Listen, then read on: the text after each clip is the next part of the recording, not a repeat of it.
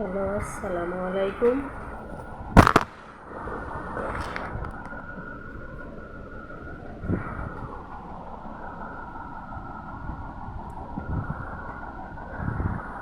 আসসালামু আলাইকুম।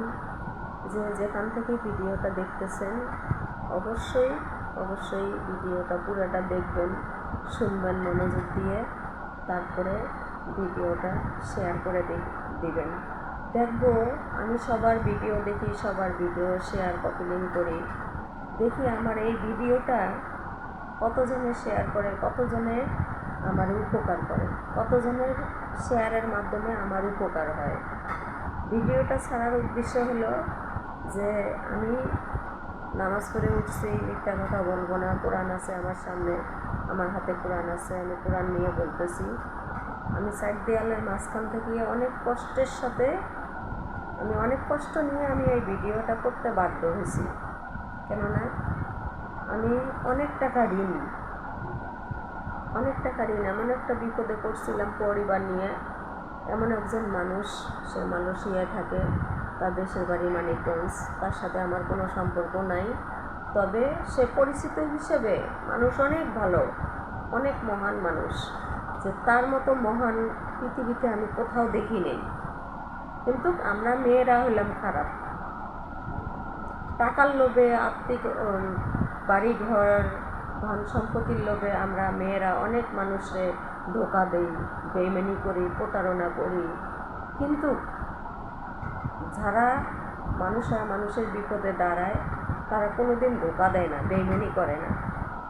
তা মালয়েশিয়ান প্রবাসী, তার নাম রফিকুল, তার বাড়ি মানিকগঞ্জ, সে অনেক বছর মালয়েশিয়ায় থাকে, ঠিক আছে। তা তার কাছে আমি অনেক টাকা ঋণ আছি। তার ঋণগুলো শোধ করার জন্যে আমি একটা কিডনি আমার ইচ্ছায় আমি বিক্রি করব। যদি এরকম কোনো ব্যক্তি থাকেন, একটা কিডনি কেনার মতো উপযুক্ত ব্যক্তি থাকেন, তাহলে আমার সাথে, আমার মেসেঞ্জারে, আমার হোয়াটসঅ্যাপে আমার সাথে যোগাযোগ করতে পারবেন। আমি সিরিয়াস বলতেছি, আমি মিথ্যা কথা বলবো না। কোরআন আছে আমার হাতের মধ্যে, আল্লাহর কোরআন। যদি আমি মিথ্যা কথা বলি তাহলে এরকম মনে করেন যে সাইড দেয়ালের ভিতরে থাকতে হবে মরে গেলে। যেমন এটা একটা সাইড দেয়ালের ভিতরে আমি ভিডিওটা করতেছি, ওইরকম মরে গেলে সাদা কাপড় পরিয়ে মাটির নিচে যাইতে হবে, সেটাও হলো সাইড দেয়ালের ভিতরে।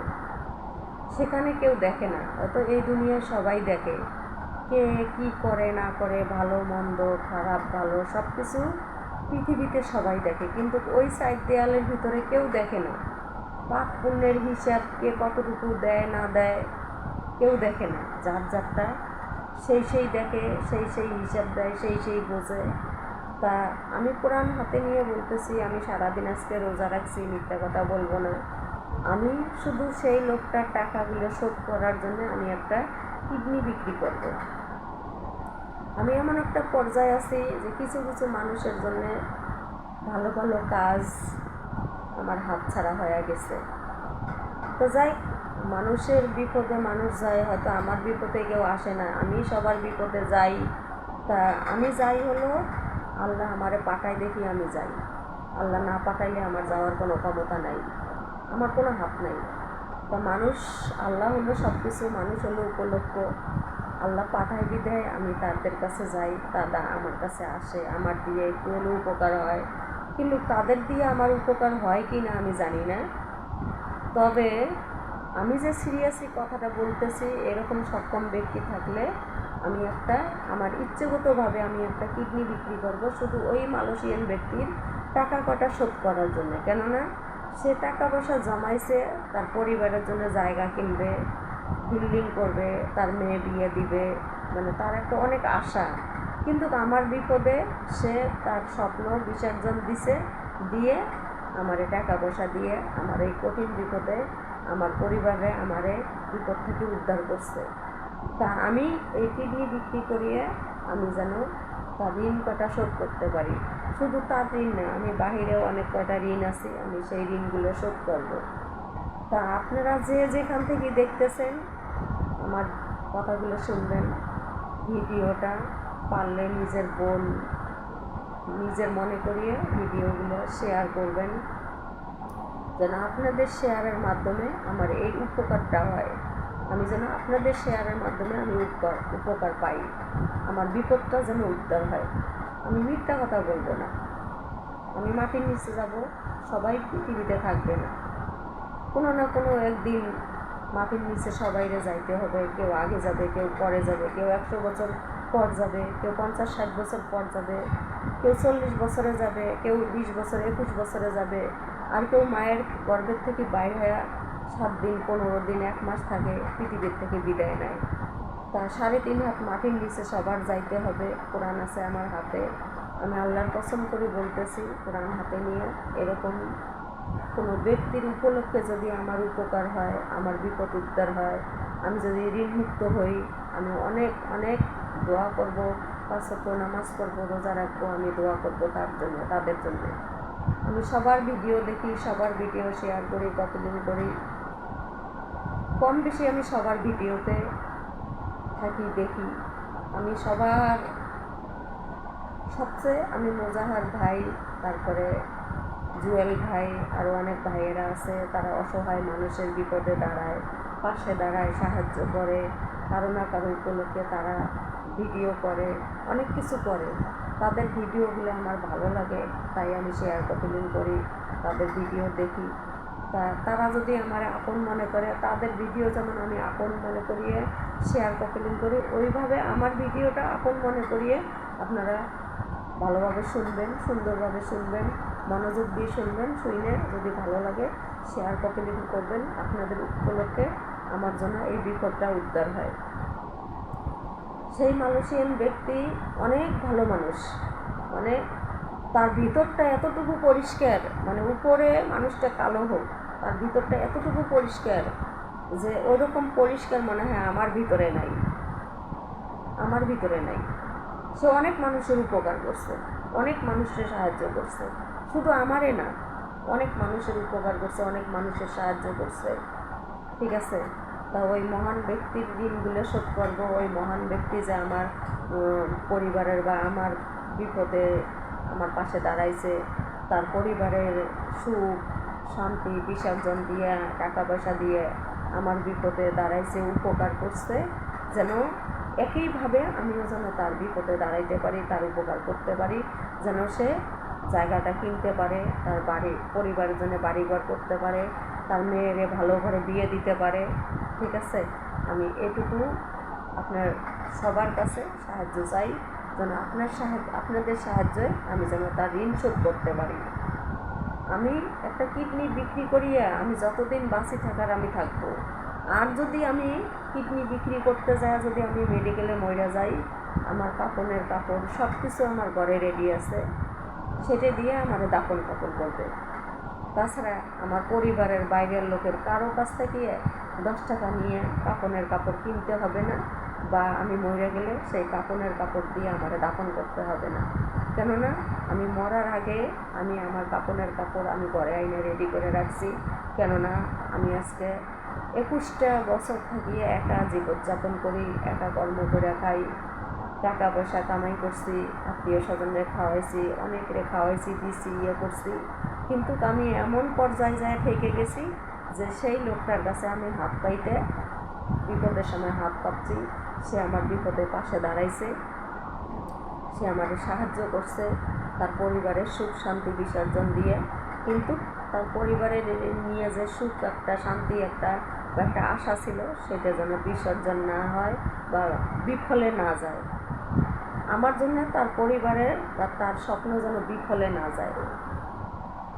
আমার একটা কিডনি বিক্রি করেই হলো তার স্বপ্ন, তার পরিবারের স্বপ্ন, তার পরিবার নিয়ে সুখ শান্তি আমি যেন সব ফিরিয়ে দিতে পারি। আমার জন্য যেন কারো ক্ষতি না হয়। কিন্তু আমি বললাম না যে আমরা মেয়েরা হইলাম খারাপ, আমরা মানুষের ধোঁকা দিই, টাকা পয়সার লোভে, সম্পত্তির লোভে, সোনা গয়না বাড়ি ঘর ব্যাংক ব্যালেন্সের লোভে আমরা মানুষকে ধোঁকা দিই, কিন্তু ছেলেরা কোনো দিন ধোঁকা দেয় না।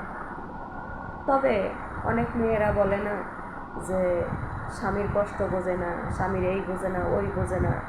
একটা নারী যখন গার্মেন্টসে চাকরি করে, একজন স্বামীর হাতে তুলে দেয়, সেই স্বামী তার ঘরের স্ত্রী গার্মেন্টসে চাকরি করে, সকাল 8টায় যায়, রাত 10টায় আসে, রান্নাবাড়ি করে, খাইতে মধ্যে 12টা বাজে, 1টা বাজে, ঘুমায়, আবার 5টা বাজে উঠে রান্নাবাড়ি করে স্বামী সন্তানের জন্য ধুয়ে সে গার্মেন্টসে যায়।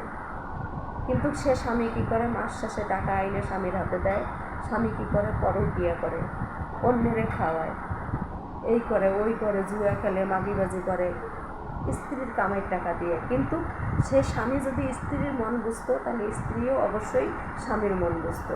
কিন্তু স্বামী যদি স্ত্রীর মন না বোঝে, তা কোনো স্ত্রী স্বামীর মন বুঝবে না। স্বামী স্ত্রী উভয় পক্ষে মিলাইয়া সংসারটা বোঝায়।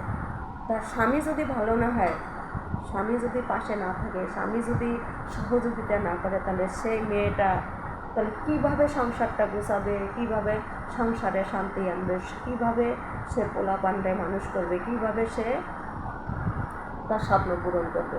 যদি স্বামী পাশে থাকে তাহলে তার সব স্বপ্ন পূরণ হয়, আর যদি স্বামী পাশে না থাকে তাহলে তার কোনো স্বপ্নই পূরণ হয় না। তার জীবনটা অশান্তিতে যায়, অশান্তি ভোগ করতে করতে যায়। কেননা ওই একটাই ভাগ্য খারাপ মেয়েদের, যে বাপের বাড়িতে যদি সুখ হয় তাহলে স্বামীর বাড়িতেও সুখ হয়, বাপের বাড়ির সুখ না হলে স্বামীর বাড়িতেও সুখ হয় না। বাপের বাড়ির যদি সুখের আলো দেখতে না পারে, শান্তি না পায়, তাহলে স্বামীর বাড়িতেও সুখের আলো পায় না, শান্তি পায় না।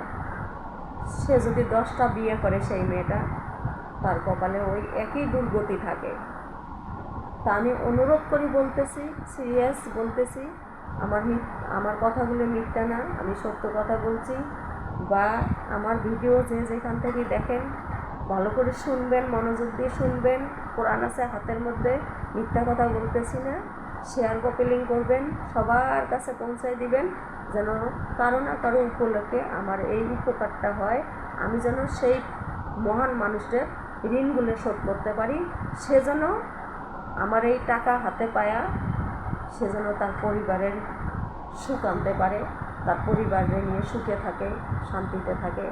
কিন্তু সে কোনো দিন ধোকা দেয় নাই মানুষকে, সে মানুষের উপকার করছে, সে একজন ভালো মানুষ। তার মতো ভালো কইলাম যে পৃথিবীর বলতে নাই, এতটুকুই কইলাম, আর বেশি কিছু কইলাম না। শেয়ার করে দিবেন যদি নিজের মনে করেন, বা বোন হিসেবে মানেন, যেটাই সম্পর্ক, যেটাই হিসেবে মানেন না কেন, ওই হিসেব করিয়ে একটু মায়া করিয়ে এই অসহায় বোনটারে সাহায্য করবেন। আপনাদের সাহায্যে যেন আমি তার ঋণগুলো শোধ করতে পারি। ধন্যবাদ। ভালো থাকেন, সুস্থ থাকেন। আর আমার সাথে যোগাযোগ করলে আমার হোয়াটসঅ্যাপ, আমার মেসেঞ্জারে যোগাযোগ করবেন।